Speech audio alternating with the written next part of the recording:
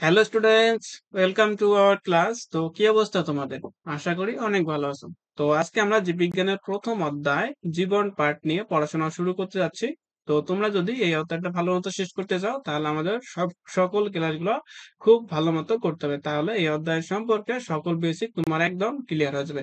তো চলো আজকের ক্লাস শুরু করা যাক। তো এখানে অনেকগুলো ভূমিকা যুক্ত লাইন দেওয়া আছে, বাট এগুলো আমাদের পড়ার দরকার নাই খুব একটা। আমরা একদম মেইন পড়াশোনায় চলে যাব। তো এখানে দেখো বলছে কি যে জীববিজ্ঞানের ধারণা। তো আমরা যে জীববিজ্ঞান অধ্যায়টা পড়বো, মানে জীববিজ্ঞান যে বইটা পড়বো, সেই জীববিজ্ঞান সম্পর্কে যদি আমাদের কোনো ধারণাই না থাকে তাহলে আমাদের এই পড়ার উপর তেমন একটা ইন্টারেস্ট জাগবে না। তো আমাদের চলো একটু ভূমিকাটা পড়ে নেওয়া যাক। এখানে বলছে কি যে আমরা ছোটবেলা থেকেই শুনে এসেছি যে যাদের জীবন আছে তারা জীব, আর যেসব জিনিসের জীবন নাই তারা জড়। অর্থাৎ আমরা যখন পড়াশোনা শুরু করি তখন থেকে আমরা একটা জিনিস জেনে আসতেছি যে যাদের জীবন আছে তাদেরকে জীব বলে, আর যেসব জিনিসের জীবন নাই তাদেরকে জড় পদার্থ বলে। মোটা দাগে বোঝার জন্য বিশ্বের সব পদার্থকে এরকম দুটি ভাগে ভাগ করা যেতে পারে, কিন্তু বিজ্ঞানের সূক্ষ্ম বিচারে কোথায় জড় ও অচেতনের শেষ আর কোথায় জীবের শুরু তা অনেক সময় বলা মুশকিল। অর্থাৎ এখানে আমি যেটা বলছে সেটা যদি ভালো মতো বুঝাই বলি তাহলে জিনিসটা কিরকম যে আমাদের এই মহাবিশ্বে যত জিনিস আছে সবগুলোকে আমরা দুই ভাগে ভাগ তো অবশ্যই করতে পারি, একটা হচ্ছে জীব এবং আর একটা হচ্ছে জড়। কিন্তু আমাদের যে যে জড় পদার্থগুলো আছে সেই জড় পদার্থগুলোর শেষ কোথায় এবং আমাদের জীব যে আছে তাদের জীবনের শুরু কোথায় তা সবসময় বলা মুশকিল। আসলে জীবনের ভিত্তি মূল্যে কাজ করে পদার্থ বিজ্ঞান এবং রসায়ন সেই একই নিয়ম যা কিনা জড় জগৎকে নিয়ন্ত্রণ করে। অর্থাৎ আমাদের জীবনের যে ভিত্তিমূলে যে ওই বিজ্ঞানটা কাজ করে সেটা হচ্ছে কি পদার্থ বিজ্ঞান, এবং রসায়নে সেই একই নিয়ম যা কিনা জড় পদার্থ জগৎকেও নিয়ন্ত্রণ করে। অর্থাৎ আমাদের এই যে রসায়ন যে পার্টটা আছে, বিজ্ঞানে একটা পার্ট হচ্ছে রসায়ন, সেটা আমাদের জড় জগৎকে নিয়ে আলোচনা করে। তাই জীব জগৎকে বুঝতে হলে ভৌত বিজ্ঞান তথা পদার্থ বিজ্ঞান ও রসায়নের জ্ঞান জরুরি। অর্থাৎ আমরা যদি জীবজগৎকে ভালো মতো বুঝতে চাই তাহলে অবশ্যই আমাদের ভৌত বিজ্ঞানের যে পার্ট গুলো আছে যেমন পদার্থ বিজ্ঞান এবং রসায়ন, এই জ্ঞানগুলো আমাদের খুব ভালোভাবে জানতে হবে। কিন্তু এটা ভাবলে ভুল হবে যে ভৌত বিজ্ঞান জানলে আলাদা করে জীববিজ্ঞান পাঠ নিষ্প্রয়োজন। বরং জীবনকে ভাবা যেতে পারে অনেকগুলো জড়ের এমন এক জটিল সমাবেশ যেখানে জটিলতার কারণে নতুন কিছু গুণের উদ্ভব ঘটেছে।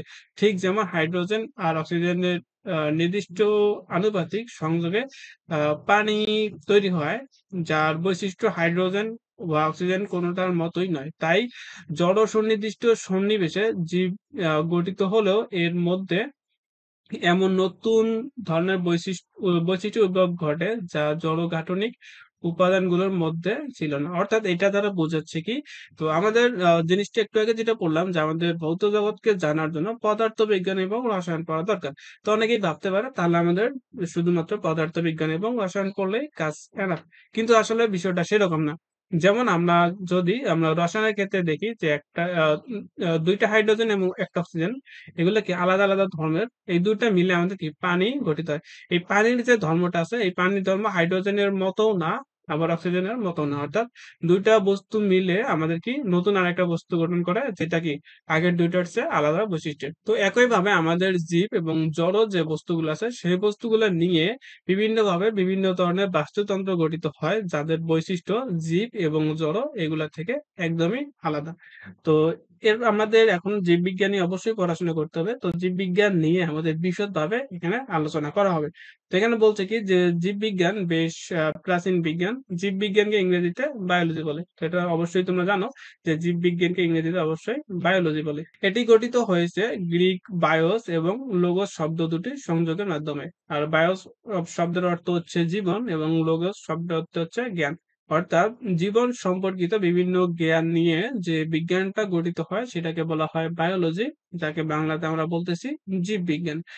যেহেতু চিকিৎসা ও কৃষি সংক্রান্ত ব্যাপারে জীববিজ্ঞানের একটি গুরুত্বপূর্ণ ভূমিকা রয়েছে, সেহেতু সভ্যতার একেবারে আদিকাল থেকে গ্রিস, মিশর, মধ্যপ্রাচ্য, ভারতবর্ষ ও চীন সহ বিভিন্ন অঞ্চলে সভ্যতায় জীববিজ্ঞানের কিছু না কিছু চর্চা হয়েছে। যদিও সেসব যদিও সেসব চর্চাকে আধুনিক বৈজ্ঞানিক পদ্ধতির বিচারে ঠিক বিজ্ঞান বলা যায় না, তবুও জ্ঞানের এই শাখার বিকাশের জন্য তা অপরিহার্য ছিল।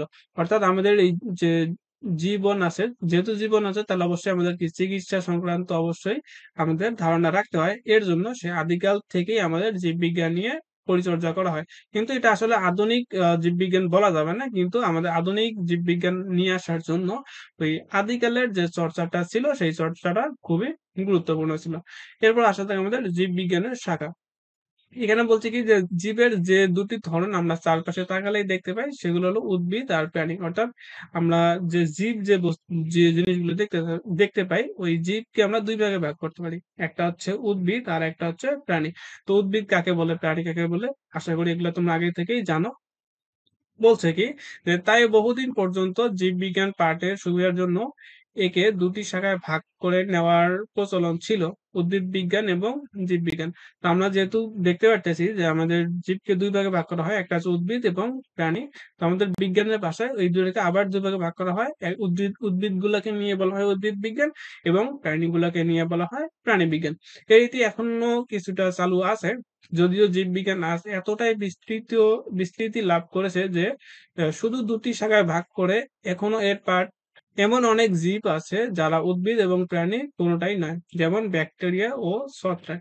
অর্থাৎ আমাদের যে অনেক পদার্থ আছে বা অনেক জীব আছে যেগুলা আমাদের উদ্ভিদের মধ্যেও পড়ে না আবার প্রাণীর মধ্যে পড়ে না। যেমন এখানে উদাহরণ দেওয়া আছে যে ব্যাকটেরিয়া এবং ছত্রাক, অর্থাৎ এই ব্যাকটেরিয়া এবং ছত্রাক এগুলো উদ্ভিদের মধ্যেও পড়ে না এবং প্রাণীর মধ্যেও পড়ে না। আবার যখন প্রাণী, উদ্ভিদ, ব্যাকটেরিয়া, ছত্রাক, ভাইরাস ইত্যাদি কোনো সাধারণ বৈশিষ্ট্যকে একসাথে বিশ্লেষণ করার দরকার হয়, তখন আর জীবের ধরন ভিত্তিক শাখা লাকসই হয় না। তাই প্রয়োজনের তাগিদে জীববিজ্ঞান বহু সংখ্যক শাখায় বিভক্ত করা হয়েছে। তো জ্ঞানের প্রায় প্রতিটি বিষয়ের অন্তর্ভুক্ত শাখাগুলোকে মৌলিক বা ভৌত এবং ফলিত দুই ভাগে ভাগ করা হয়। অর্থাৎ পরবর্তীতে আমাদের জীববিজ্ঞানকে আরো দুইটা ভাগে ভাগ করা হলো, একটা হচ্ছে ভৌত বা মৌলিক বিজ্ঞান আর একটা হচ্ছে ফলিত বিজ্ঞান। তো জীববিজ্ঞানও এর বিপরীত নয়। আচ্ছা যাই হোক, এগুলো আমাদের খুব ভালো মতো জানতে হবে। এখানে বলছে কি যে ভৌত শাখা বলতে সেসব শাখা বোঝানো হয় যেখানে তার তাত্ত্বিক ভিত্তি অনুসন্ধান করাটা প্রয়োগ সংক্রান্ত দিকের তুলনায় বেশি গুরুত্ব পায়। অর্থাৎ যেখানে আমাদের তাত্ত্বিক বিষয়ের চেয়ে প্রয়োগ সংক্রান্ত বেশি গুরুত্ব পায় সেটাকে বলা হয় আমাদের ভৌত শাখা। এবং যেখানে প্রয়োগটাই বড় সেটা হচ্ছে ফলিত শাখা। অর্থাৎ আমাদের যে দুইটা শাখা পেলাম, একটা হচ্ছে ফলিত আর একটা হচ্ছে ভৌত। তো যেখানে প্রয়োগটাই বড় অর্থাৎ প্রয়োগ বিষয় নিয়ে আমাদের আলোচনা করা হয় সেটাই হচ্ছে আমাদের ফলিত শাখা। এবং আর একটা হচ্ছে ভৌত শাখা। ভৌত শাখাটা কি করা হয় যে আমাদের অনুসন্ধান যে বিষয়টা আছে অনুসন্ধানটাকে আমাদের প্রয়োগ সংক্রান্ত দিকের চেয়ে বেশি বেশি আমাদের গুরুত্ব দেওয়া হয়, সেটা হচ্ছে ভৌত শাখা। তো এখন আমরা ভৌত শাখা নিয়ে পড়াশোনা করব। এখানে বলছে কি দেখো যে ভৌত জীববিজ্ঞান শাখায় তত্ত্বীয় বিষয় নিয়ে আলোচনা করা হয় থাকে। এখানে অবশ্যই এই জিনিসটা মার্ক করতে হবে যে ভৌত জীববিজ্ঞান শাখায় কি নিয়ে আলোচনা করা হয়, তত্ত্বীয় বিষয় নিয়ে আলোচনা করা হয়ে থাকে। এতে সাধারণত নিচের উল্লেখিত বিষয়গুলো আলোচনা করা হয়। এখানে আমাদের যে ভৌত জীববিজ্ঞান আছে, ভৌত জীববিজ্ঞানকে আমরা আরো বিভিন্ন অংশে ভাগ করতে পারি। সেই ভাগগুলা নিয়ে এখন আমাদের পড়াশোনা করতে হবে। তো প্রথমে শুরুতেই যে জিনিসটা আসে সেটা হচ্ছে অঙ্গ সংস্থান বা মরফোলজি। জীবের সার্বিক অঙ্গসংস্থানিক বা দৈহিক গঠন বর্ণনা এর শাখা আলোচ্য বিষয়। এখানে আমাদের যে এখন যে শাখাগুলো পড়বো এই শাখাগুলোর মধ্যে অনেক এমসিকিউ আসতে পারে। তাহলে প্রশ্ন আসতে পারে যে অঙ্গ সাংস্থানিক যে শাখাটা আছে সেই শাখায় আমাদের কোন বিষয় নিয়ে আলোচনা করা হয়। তাহলে আমরা বলবো কি যে জীবের সার্বিক অঙ্গ সংস্থানিক বা দৈহিক গঠন বর্ণনা এ শাখার আলোচ্য বিষয়। তো এরপর বলছে যে দেহের বাহ্যিক বর্ণনার বিষয়কে বহি অঙ্গসংস্থান বা এক্সটার্নাল মরফোলজি এবং দেহের অভ্যন্তরীণ বর্ণনার বিষয়কে অন্ত সংস্থানিক সেটা হচ্ছে ইন্টারনাল মরফোলজি বলা হয়। অর্থাৎ আমাদের যে অঙ্গসংস্থান যে শাখাটা আছে সেটাকে আবার দুই ভাগে ভাগ করা হয়। যেটা আমাদের বাইরের বা বাহ্যিক বিষয় নিয়ে আলাপ আলোচনা করে সেটা হচ্ছে বহি অঙ্গসংস্থান বা এক্সটার্নাল মরফোলজি, এবং যেগুলা দেহের অভ্যন্তরীণ নিয়ে বর্ণনা করে সেটা হচ্ছে আমাদের কি অন্তঃসংস্থান বা ইন্টারনাল মরফোলজি। এরপর আসা যাক ২ নম্বরে, বলছে যে শ্রেণীবিন্যাস বিদ্যা বা ট্যাক্সোনমি। অবশ্যই এই জিনিসটা মনে রাখতে হবে, ইংলিশ নামগুলো মনে রাখতে হবে। কারণ তোমাকে এমসিকিউতে বাংলা নামটাও দিতে পারে অথবা ইংলিশ নামটা দিয়ে প্রশ্ন করতে পারে। তো অবশ্যই আমাদের বাংলা নামটা এবং ইংলিশ যে নামটা আছে মনে রাখতে হবে। তো প্রশ্ন আসতে পারে এরকম যে শ্রেণীবিন্যাস বিদ্যা না, এটা আসতে পারে যে ট্যাক্সোনমি শব্দের অর্থ কি। তাহলে আমরা বলবো যে ট্যাক্সোনমি শব্দের অর্থ হচ্ছে শ্রেণীবিন্যাস বিদ্যা। তো শ্রেণীবিন্যাস থেকে আমরা বুঝতে পারতেছি যে জীবের শ্রেণীবিন্যাস এবং তার রীতিনীতিগুলো নিয়ে এই শাখায় আলোচ্য বিষয়। অর্থাৎ আমাদের জীবের শ্রেণীবিন্যাস এবং রীতিনীতিগুলো নিয়ে আমাদের শ্রেণীবিন্যাস বিদ্যা বা ট্যাক্সোনমি আমাদের গঠিত। এরপর বলছে যে শারীরবিদ্যা বা ফিজিওলজি জীবদেহের নানা অঙ্গ প্রত্যঙ্গের জৈব রাসায়নিক কার্যাদি যেমন হচ্ছে শ্বসন, রেচন, সালোক সংশ্লেষণ ইত্যাদি বিষয় এই শাখার আলোচনা করা হয়। অর্থাৎ এটা আমাদের খুবই ইম্পর্টেন্ট যে আমাদের প্রশ্ন আসতে পারে যে শ্বসন কোন কোন বিদ্যার অংশ? তাহলে আমরা বলবো শরীরবিদ্যা বা ফিজিওলজি। তারপর একই হিসেবে আমাদের রেচনও আসতে পারে অথবা সালোক সংশ্লেষণও আসতে পারে। এছাড়া জীবের যাবতীয় শরীরবৃত্তীয় কাজের বিবরণ এ শাখায় পাওয়া যায়। এরপর আসা যাক আমাদের হিস্টোলজি। জীবদেহের টিস্যু তন্ত্রে টিস্যু সমূহের গঠন, বিন্যাস ও কার্যাবলী এর শাখায় আলোচনা করা হয়। তাহলে হিস্টোলজি দ্বারাই আমরা বুঝতে পারতেছি এখানে আমাদের টিস্যুর গঠন এবং বিন্যাস নিয়ে আলোচনা করা হবে। এরপর আসা যাক আমাদের ভ্রূণবিদ্যা বা এমব্রায়োলজি। জনন কোষের উৎপত্তি, বিভিন্ন জাইগোট থেকে ভ্রূণের সৃষ্টি, গঠন, পরিস্ফুটন, বিকাশ ইত্যাদি নিয়ে আলোচনা এর শাখার প্রধান বিষয়। অর্থাৎ ভ্রূণ শিক্ষার যে বিদ্যাটা আছে সেখানে আমরা কি শিখবো? সেখানে শিখবো হলো যে জনন কোষের উৎপত্তি, নিষিক্ত জাইগোট থেকে ভ্রূণের সৃষ্টি, গঠন, পরিস্ফুটন, বিকাশ ইত্যাদি নিয়ে আলোচনা এর প্রধান বিষয়। এরপর আসা যাক আমাদের কোষবিদ্যা বা সাইটোলজি। জীবদেহের কোষের গঠন, কার্যাবলী ও বিভাজন সম্পর্কে যাবতীয় আলোচনা এ শাখার বিষয়। অর্থাৎ আমাদের এখানে সাইটোলজি থেকেই বুঝতে পারতেছি যে বা কোষবিদ্যা থেকেই বুঝতে পারতেছি যে কোষের গঠন নিয়ে আমাদের আলাপ আলোচনা করা হবে। তো কোষবিদ্যা বা সাইটোলজিতে আমাদের কোষের গঠন, কার্যাবলী এবং বিভাজন নিয়ে আলাপ আলোচনা করা হয়। তারপর আসলে বংশগতিবিদ্যা বা জেনেটিক্স। তো জিন ও জীবের বংশগতি ধারা সম্পর্কে এই শাখায় আলোচনা করা হয়। এখানে নাম থেকে আমরা জিনিসটা ইজিলি ডিটেক্ট করতে পারবো। তো এরপর আসলে থাকে বিবর্তন বিদ্যা বা ইভলিউশন।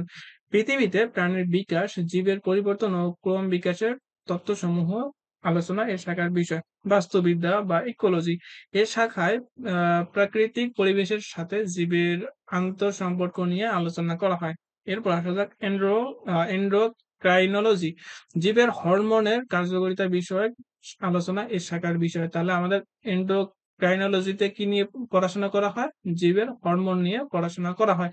তো এরপর আসা থাকে আমাদের একদম লাস্টে যে জীব ভূগোল বা বায়োজিওগ্রাফি এর শাখায় পৃথিবীর বিভিন্ন ভৌগোলিক সীমারেখায় জীবের বিস্তৃতি এবং অভিযোজন সম্পর্কে আলোচনা করা হয়। এটি জীবের ভৌগোলিক বিস্তারের সাথে ভূমণ্ডলের শ্রেণীবিন্যাস সম্পর্কিত বিদ্যা।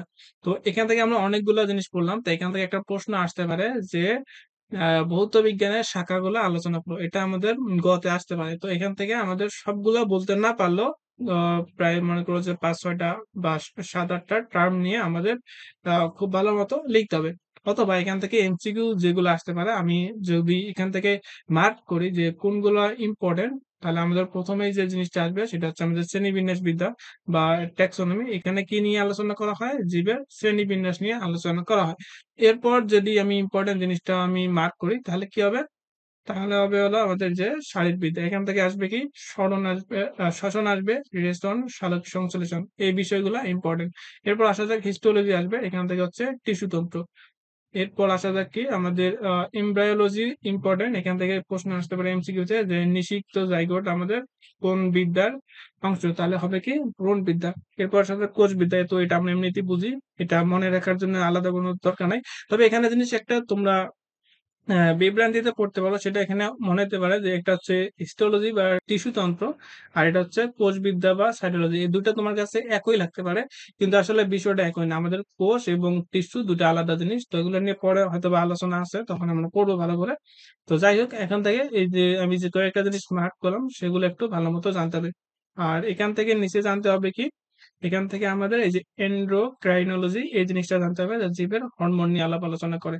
যাই হোক আমি এখানে যেগুলো পরবর্তীতে মার্ক করলাম এগুলো খুব ইম্পর্টেন্ট, এগুলো অবশ্যই জানতে হবে।